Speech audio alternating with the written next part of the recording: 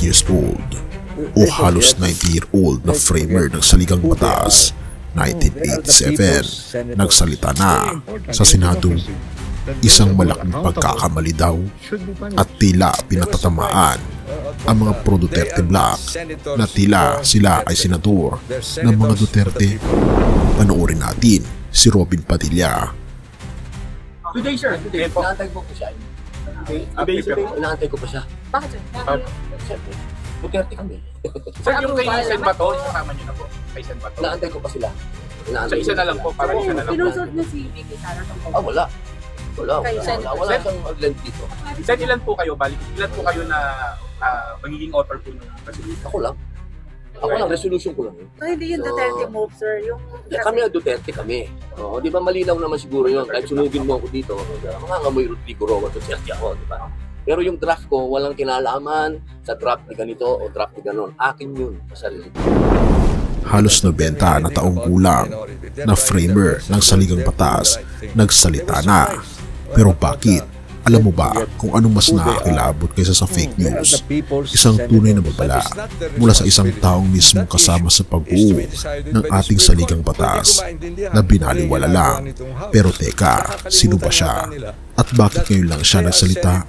Huwag kang bibitaw, hindi mo gugustuhin malagpasan yung sinabi niya kasi baka ito na hinihintay mo para magising. 1987, bagong saligang batas, bagong pag-asa. Isa sa mga utak sa likod nito ay si Christian Monsod na 88 years old, ngunit malinaw pa rin ang boses, matalim pa rin ang pag-iisip, at ngayon siya ay nagsalita sa ginawa ng Senado. Hindi para magpasikat, hindi para mag-ingay, kundi dahil may nakita siyang mali na hindi niya kayang malampasin. Pero teka, mali? Oo, isang malaking pagkakamali daw na nangyari mismo sa Senado. Pero bago ka magalit, intindihin muna natin ito. Ipinasa ng House of Representatives ang Articles of Impeachment laban kay VP Sara Duterte. Pero imbis na libisin, ibinalik ng Senado sa Kamara. Sabi ni Monsod, they are railroading a wrong power. Pero Senate yan hindi ba sila may karapatang gawin yun? Well, ayon mismo kay Monsod, wala. Kasi ang kapangyarihan ng Senado ay subukin, hindi baliwalain ang proseso. At dito, tila siya ay napikon. Public office is a public trust, sabi ng ating konstitusyon. Pero, paano kung ang mga taong dapat mangalaga sa tiwala ng taong bayan, tila mas inalagaan pa ang interes ng iilan?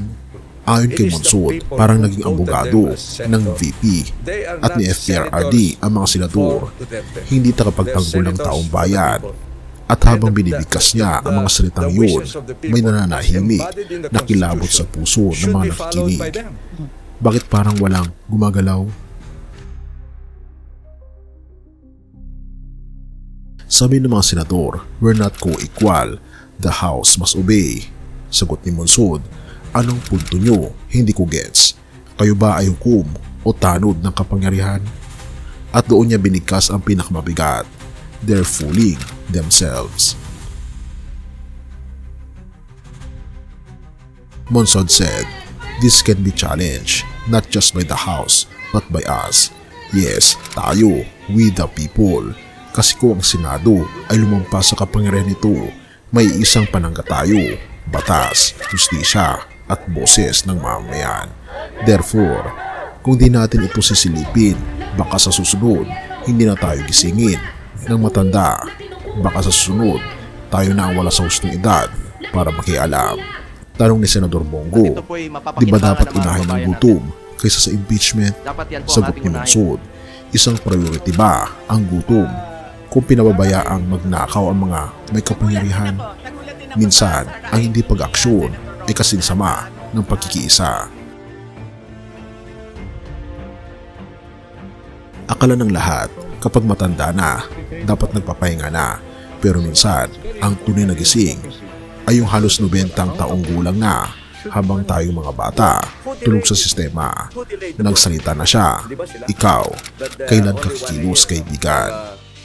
Have mercy, O God, at purihin ang ating Panginoon Diyos. Mga Gawa 4 verse 12, walang kaligtasan sa kaninuman, sapagkat sa silong ng langit ay walang ibang pangalan na ibinigay sa mga tao upang tayo maligtas kundi ang pangalan ni Jesucristo. Kapag ang mga pinuno kaibigan ay tila kinalimutan ang kanilang pananagutan at kapag ang sistema ng hustisya ay ginagamit upang ikubli ang katotohanan, ang ating pag-asa ay hindi nakasalalay sa kanila. Ang ating Panginoon Jesus lamang ang tanging daan ng kaligtasan.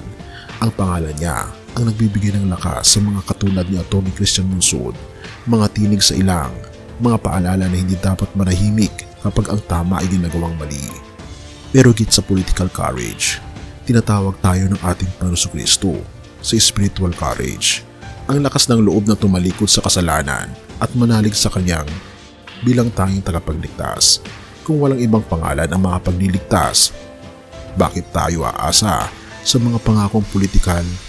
Bakit tayo magbubulag-bulagan sa katiwalian?